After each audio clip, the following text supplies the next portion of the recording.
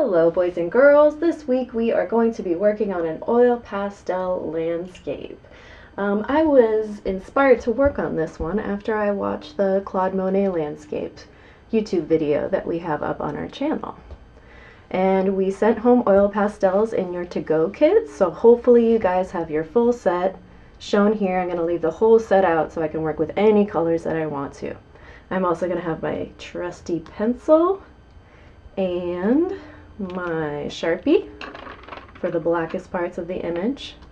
And just like last time, I'm going to have a piece of junk mail so I can do my border. You can also use any straight edge or a ruler as well. And just in case, always want to have that eraser handy. Okay, to start, we want to give ourselves a frame, so we're going to use our envelope, kind of like we did last time, to make a frame. This one, I'm using this picture as my reference. So I'm going to try and make a square, or rectangle, sorry, that's about the same size.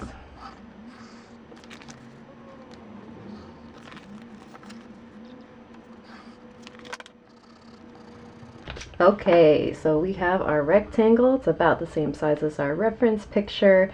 It doesn't have to be, as long as it's about the same dimensions, as in it's wider than it is tall, just like the image is wider than it is tall. So with landscapes, I like to give myself a little bit of kind of a simple drawing in the beginning, just so I know where my horizon lines are, and if there's any trees or mountains, that I get those details in as well. I usually won't mark out the clouds in pencil unless I see a very hard edge within the clouds, because if I put a pencil line, say right there, it will show up in the finished product, and I don't want that to happen. I want it to look like nice, smooth, smoky clouds, just like they are in real life. But we will get this detail in here, and then your horizon line back there. And I'm not going to try to match it exactly. I'm just going to look for about the texture that is in there, which is kind of this raggedy tree hedge texture. This back one is further away, so it's much smoother. So I'm going to try and do that without as many bumps.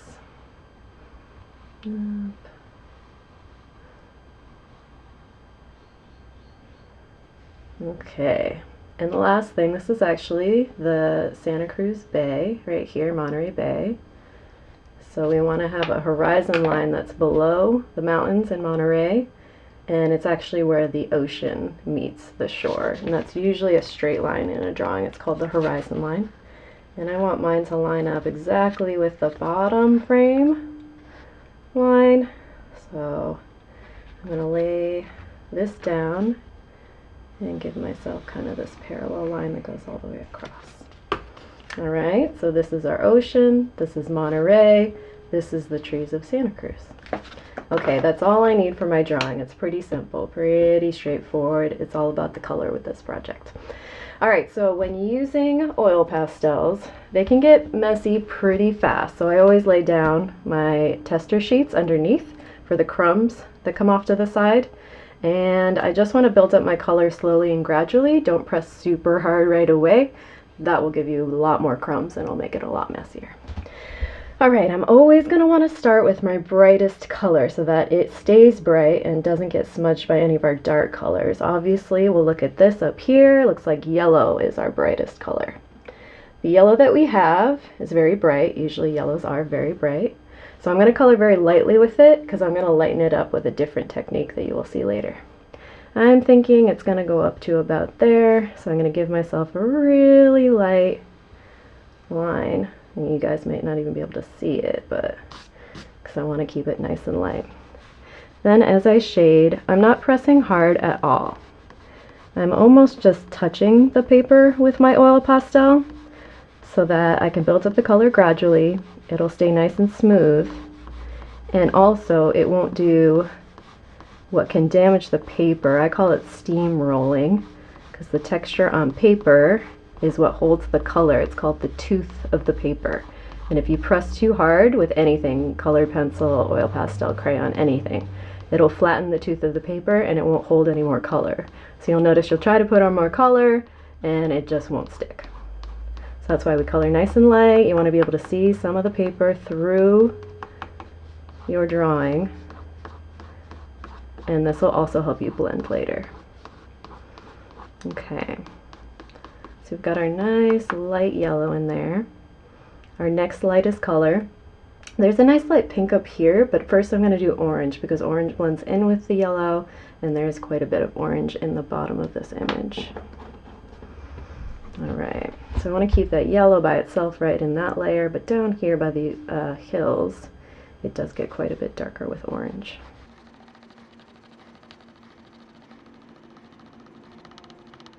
Okay, and a little bit lightness kind of zigzagging up here with the orange.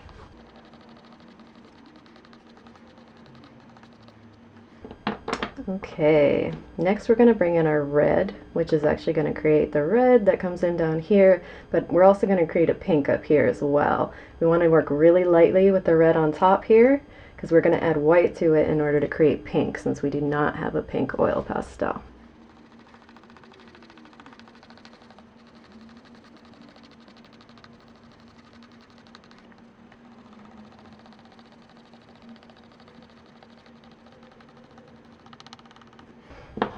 Okay, that is our red layer. I'm going to see if it shows up anywhere else. Let's look down here where it's reflecting off the ocean a little bit. We'll only do a little work down here. Most of what we're going to start with is the sky, and then we'll do the work down below a little later on.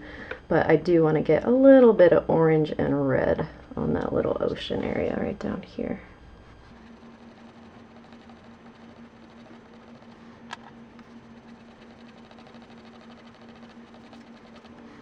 Okay, now above our pink, it starts to slowly change into blue. It starts with a lighter blue at the bottom, ends up with a darker blue, almost purple at the very top. So I'm going to start with my lightest blue.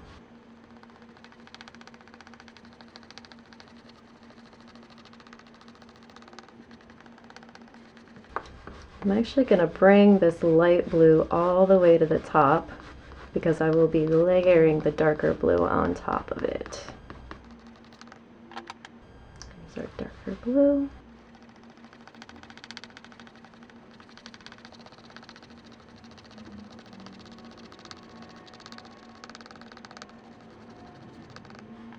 Okay, we have all of our base colors down for our sky and a little bit of base color for our water. The one thing I'm going to do at this point is I am going to add my Sharpie Foreground. Foreground is the part that's closest to you in the picture. So that's these trees right here. So I'll bring in my Sharpie, and we're just going to do the front area because this back area here, while it looks kind of black, it actually is going to look a little more gray in real life. The further things are from us, the lower contrast they are. So that means they're less dark, but also less light, and it makes them look like they're more in the distance if they are lightly colored, because they have more air between us and them, more atmosphere. Alright, gonna kind of follow this little raggedy edge that I put in earlier. Again, doesn't have to be perfect, just has to match the texture that you see in the picture.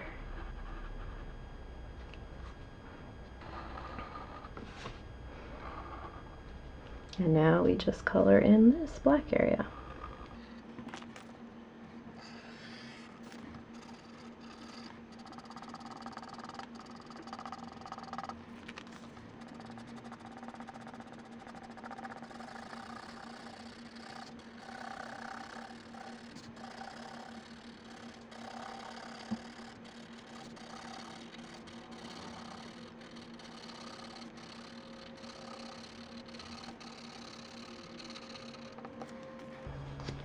Okay, we've got our blacks in there. I'm not going to worry about these other dark areas quite yet. I will be doing those with oil pastel towards the end. A lot like marker or almost any medium, you want to save your darker colors for the end so that they don't blend into your brighter colors and make them less bright and beautiful. Okay, so we've got our base color in, so we want to start doing some blending. There's a couple different ways to blend oil pastel. You can use a paper towel and rub on it, although that will lighten the color a little. So what I prefer to do is use a lighter color to blend. Sometimes that will be yellow. For example, down here I'll use yellow to blend my oranges and reds. Sometimes if you want a much lighter color, a pink or a light blue, you would blend with your white oil pastel. One thing you want to look out for as you're blending is if there's any color that gets on your light blending pastels. If there is and you see any darkness on there, just rub it on your scrap sheet. Make sure it's nice and bright before you start. So on this one, we will be pressing a little bit harder than before because we want to get the blending effect. I'm going right on top of the orange and the red that I put in earlier.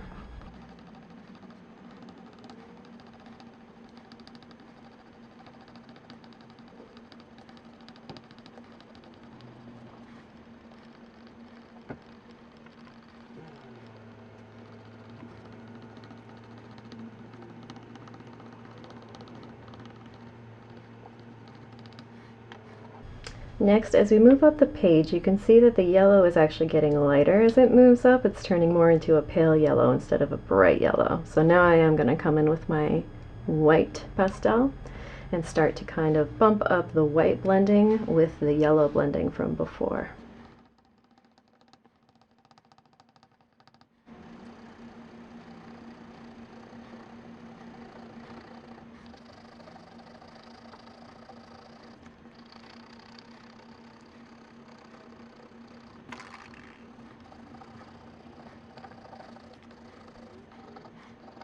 Okay, at this point I want to bring the white blending up into the red, but I want it to turn pink instead of orange. So I'm going to check this white pastel and see if it has yellow on it. If you look there, you can see it does.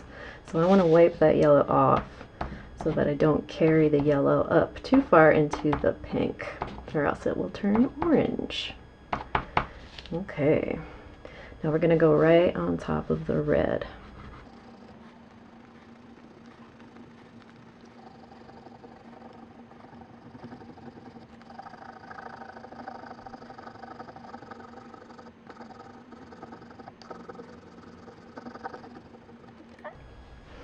If you do ever end up with crumbs on your picture, you want to try to avoid using your hand to rub them off. It'll get on your hands, and also we have oils on our hands that are very good for our skin, but not very good for artwork. So I'm going to use my envelope and very lightly brush off any crumbs. Okay. All right, we have a little gap here that I want to fill in because I missed it earlier.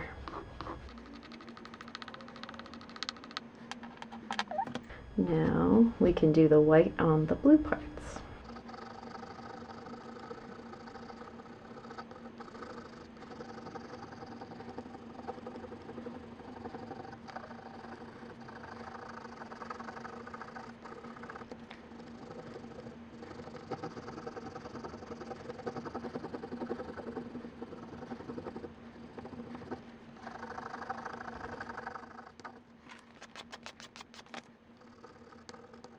I have all my base coat blending done right now. And now I want to see if I need to brighten up the colors anywhere. Looking at kind of this area down here, seems a bit darker. I'd like for my pink to stand out a little bit more in a couple places. So that's something you'll notice as you work on your piece. You might notice that you need brighter colors, or you didn't go dark enough in the first place. So you can make those changes at any point. That's kind of how art works. You make changes as you go and kind of update your idea of what you're doing as you go as well.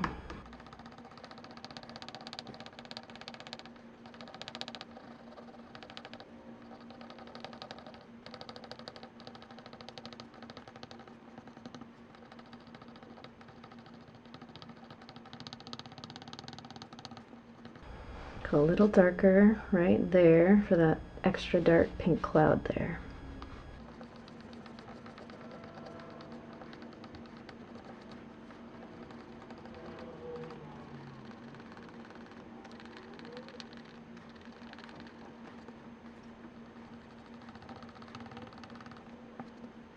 Okay. I also have this kind of dark shadow over here on the left. If you look at it in the picture, it almost looks gray, but if we used our gray right there, it would make it look very unnatural. It wouldn't look alive and bright like it does now. So instead, I'm going to use purple, which is a pretty good shadow color for sunsets especially. You'll see it a lot showing up in darker, thicker clouds or the shadow that comes underneath clouds a lot. And we're just going to come in really lightly with this. We don't want it to turn full purple on us.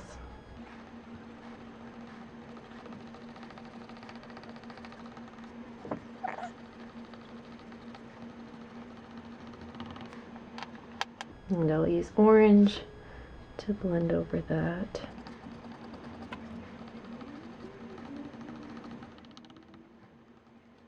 I think I want to go a little darker at the very top, and I'm also going to bring in a little bit of purple there just to make it a little more interesting looking. Very top.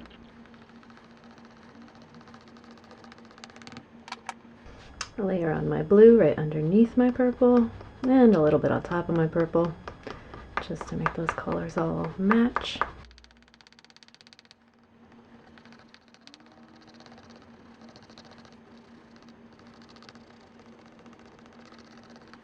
And blend a little bit more with my lighter blue.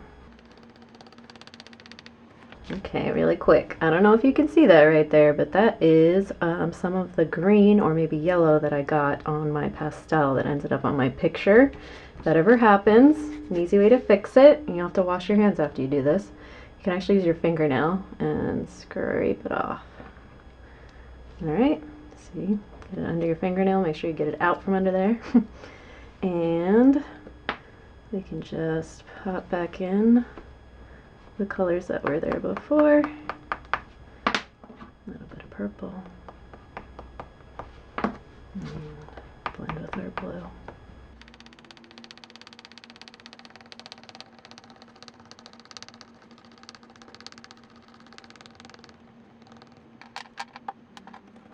A little more blending with my white.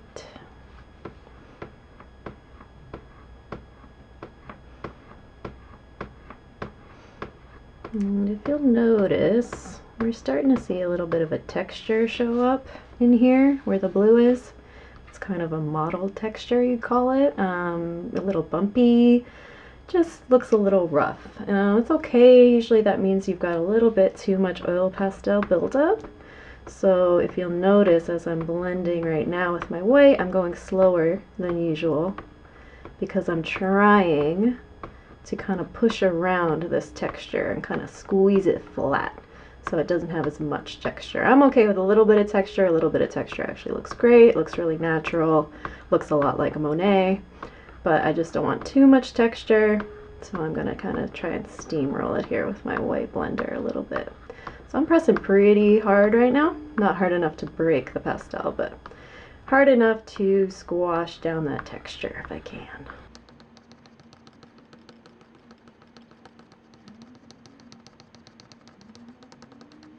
Alright, so let's look at our blending a bit more, a little bit more. Maybe bring in a little more pink here or transition into the blue a little sooner. Just little touch-ups here and there.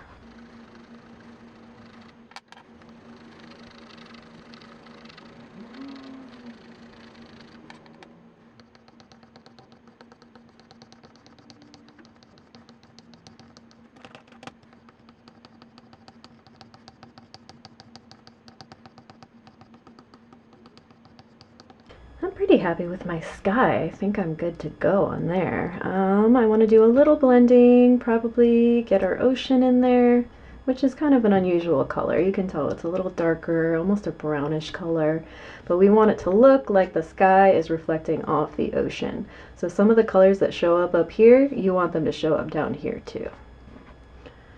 So we know we did orange, red, yellow right here. We already have some orange and red down right here. So I'm going to blend with my yellow.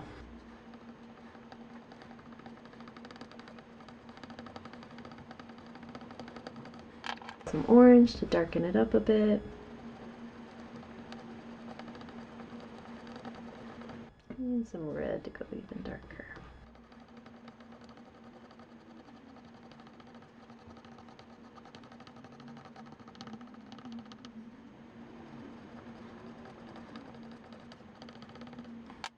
this color over here, this is very unusual. It's a little greenish, grayish, brownish. Gonna have to get a little creative on how we treat that. I think I'm going to go with a little brown to start, and I'm kind of experimenting here to see what works. And I want to pick a blender color. Let's try out orange. And then as we get further away from the sun reflection, which the sun is about here, right behind these mountains, we want it to get darker because it's further from the sun. So I'm going to switch into red for my blender over here. And I'm going to go even darker way over here with some purple.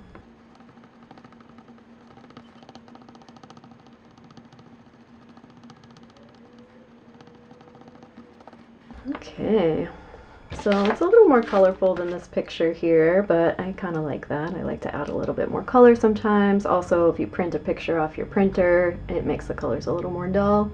So I like to kind of re-up on the colors, make them a little brighter. All right, I'm happy with my sky, I'm happy with my ocean, my Monterey Bay, and we just need to get our back mountains in there, which, like I said before, you want them to be lighter than the black in the foreground so that they look like they're further away in space. So I'm going to start off with my gray. There's a dark gray oil pastel in this set that you can use.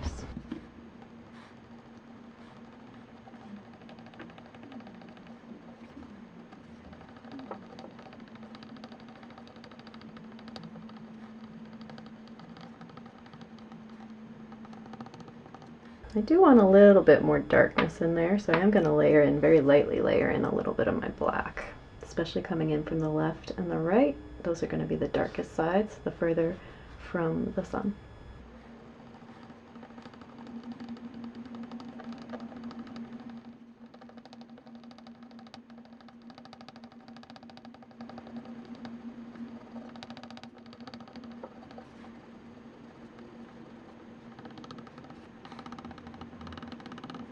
And just try to blend this out, kind of make it all look as smooth as it does on those edges there.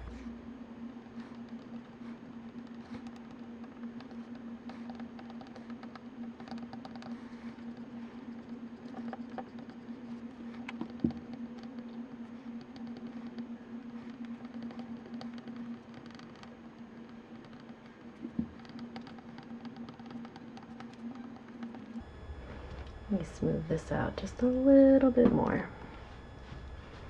I'm going with my orange to do that.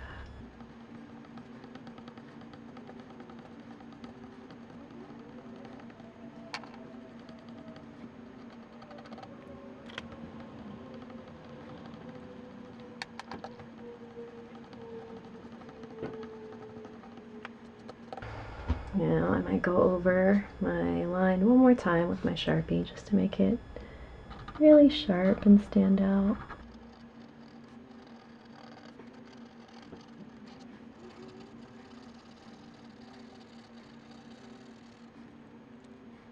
Okay, now another way you can get your crumbs off at the end, especially, what I like to do is you can take off your sheet and either over the trash or on your scrap paper. Give it a nice little blow, and there we go. I'm gonna pop a border on this real quick, make it look a little better.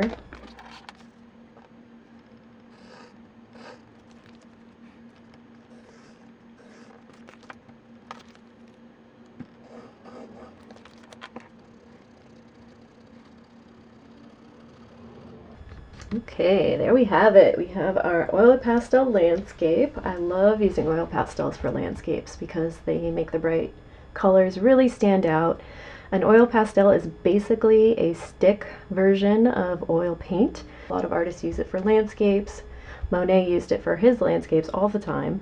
So I really like using the oil pastels because they're kind of a neater, cleaner, faster way to get an oil painting effect with the really bright colors. Hope you guys learned a couple of tips and tricks, and have fun, mess around with your supplies, experiment with them. Always good to check out some YouTube tutorials. They'll teach you good tips and tricks beyond what I can teach you even. And I can't wait to see you soon. I hope y'all are doing good, and I miss you like crazy.